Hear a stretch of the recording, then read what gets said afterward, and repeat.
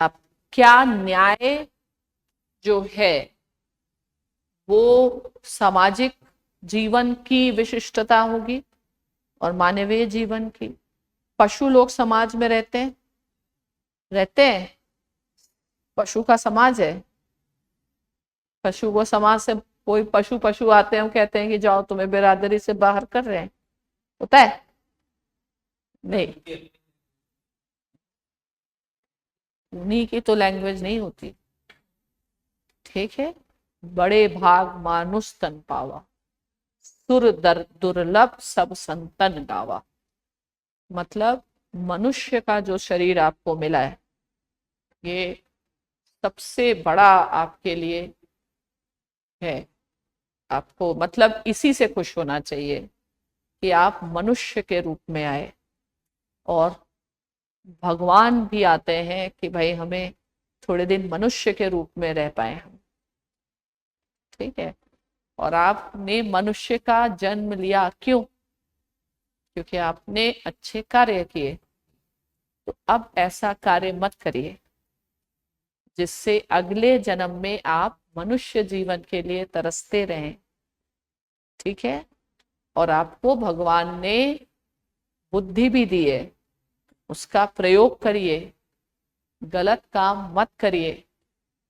ठीक है। ये जीवन बार बार आपको नहीं मिलेगा। जा करके चोरी चकारी क्यों करते हो? आया समझ में? तो आपको सबसे बड़ा यही मानना चाहिए कि हमारे लिए जो सबसे बड़ा सौभाग्य क्या है? क्या सौभाग्य है आपका? कि आप मानव के रूप में आए। और उसके बाद तो आपके पास लॉटरी है कि आप पूरी तरीके से सक्षम है। कुछ लोग ऐसे भी होंगे जिनको शारीरिक दृष्टि से, प्राकृतिक दृष्टि से कोई समस्या होगी। ठीक है। तो जब आपके सारा हाथ पैर दिमाग और आप इंसान के रूप में, तो आपको कमी किस चीज की है? बाकी आपको जो भी प्राप्त हो रहा है वो तो लॉटरी है। इसी में खुश रहिए। कम से कम इतना करिए कि अगले जीवन में पशु ना बने। हैं? इतना तो तर्क है कि भाई अगले जीवन में अगर आप पशु बनेंगे, इसका वैज्ञानिक सिद्धांत भी है। Because after every action there is equal opposite reaction. हाँ, पता नहीं रहेगा लेकिन सिद्धांत तो यही करता है ना। After every action there is equal and opposite reaction. अगर आप बुरा करेंगे तो अच्छा ही थोड़ी मिलेगी। टोटल एनर्जी ऑफ यूनिवर्स तो कांस्टेंट है। ठीक है। तो अच्छा करिए। और बस इसी को सौभाग्य, मतलब आपने खुश होने का कितना मौका छोड़ चुके हैं, है ना? आप डेली सिर्फ इसी बात से खुश हो सकते थे कि आप मनुष्य हैं, आपका सब कुछ सही सलामत, आंख से दिख रहा है, कान से सुन रहे हैं, मुंह से आप बोल रहे हैं। और क्या चाहिए आपको? तो भगवान के प्रति कृतज्ञ होने के लिए इतना काफी है। बाकी इंसान को जो भी मिल रहा है वो क्या है? वो उसकी लॉटरी है। और उस जो लॉटरी से मिला उसमें आपकी क्या भूमिका है? तो दुखी होने का कोई कारण है एक इंसान के रूप में पैदा होने के बाद? है कारण? एग्जाम में फेल हुए पास हुए, कोई कारण है उससे दुखी हो जाओ? ठीक है, हुए हुए नहीं हुए, कोई और हो गया, उसको ज्यादा जरूरत थी, हो गया, हम कुछ और कर लेंगे। तो क्यों ऐसे इसको रखिए, अच्छी भावना के साथ रहिए। आप प्रायोरिटी, आपका जो मस्तिष्क है, अपने मन को शांत रखिए। सब तो ये क्यों हर धर्म में जीवन को समाप्त करना गलत क्यों माना जाता है? क्योंकि आप ईश्वर के ने आपको चुना और आपको सौभाग्य दिया, आप उसका निरादर कर रहे। तो वो मत करिए। अपने लिए नहीं जी सकते तो दूसरों के लिए जिए। ऐसा थोड़ी कि आपके पास 2 हाथ और पैर और ये है तो आप किसी तरीके से आपके साथ कुछ गलत हुआ है, नहीं। ठीक है। और दूसरे व्यक्ति को भी अपना ही हिस्सा मानिए, क्योंकि सब में एक ही ईश्वर है, यूनिटी इन डाइवर्सिटी है।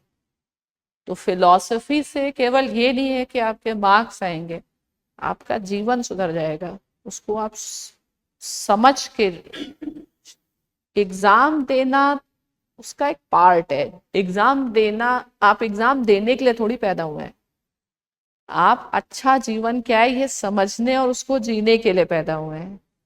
तो एग्जाम हुआ हुआ नहीं हुआ, लेकिन उसको वो नहीं करना है, उसमें दुखी होने की कोई जरूरत नहीं होती। तो जब तक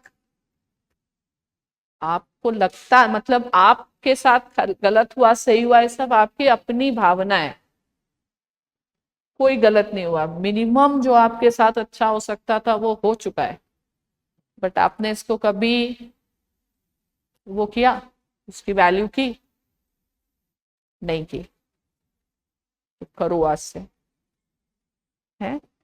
और मन को शांत रखिए, वो बहुत जरूरी है। और पॉजिटिव एनर्जी के साथ रहिए, दूसरों के लिए भी दिक्कत ना करिए, खुद के लिए भी नहीं। क्योंकि हम जब दूसरों के लिए दिक्कत करते हैं तो हमारे खुद में दिक्कत होना संभव है।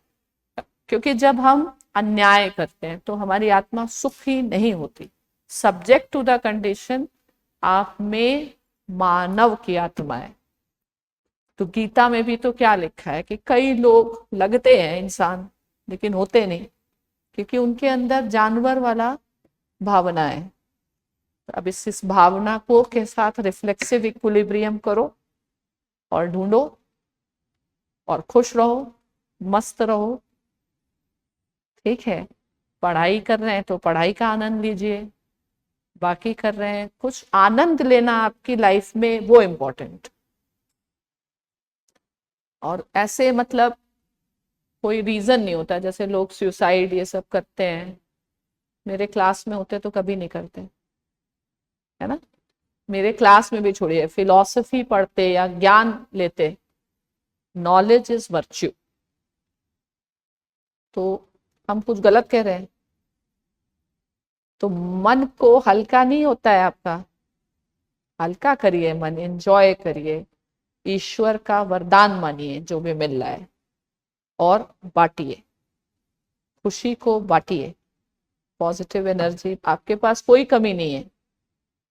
ठीक है, आपके माँ बाप ने पढ़ाया, यहाँ तक पहुंचा दिया, ये भी तो अवसर सबके पास नहीं।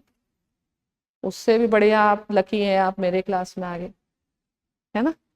तो आपके पास तो खुश होने के बहुत सारे, उससे भी ज्यादा मान लीजिए आपने राजनीति शास्त्री चुन लिया, फिलॉसफी पढ़ रहे हैं, बड़े बड़े लोगों की बातें कर रहे हैं, तो ये खुद ही रास्ता दे रहा है आपको। ठीक है। तो आपके पास ये नहीं है कि आपने जो कर्म किया उसका फल, आप फल का आप निर्धारण नहीं कर सकते।